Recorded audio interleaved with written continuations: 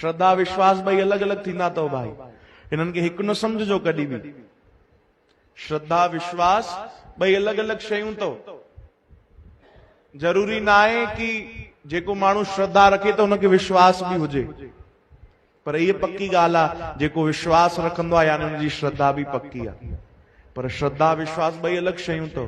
श्रद्धा त सॼी धरती सॼो संसार थोरी घणी रखंदो आहे। असां हिते अगरि 200-300 माण्हू बि वेठा आहियूं, संगत वेठी आहे, त 300 मां 300 जी श्रद्धा आहे तॾहिं वेठा आहियूं, हा न।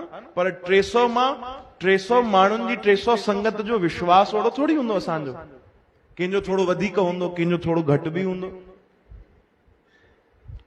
चओ हरे राम। तो श्रद्धा थोड़ी घणी सब रखंदा आहिनि। श्रद्धा एडी पक्की थी वञे ताकि असांखे प्रभुअ ते विश्वास अची वञे, भगवान जे भक्तिअ में विश्वास अची वञे, प्रभु जे नाम ते विश्वास थी वञे, प्रभु जे वचननि ते विश्वास अचे, सतगुरनि जे वचननि ते विश्वास अचे।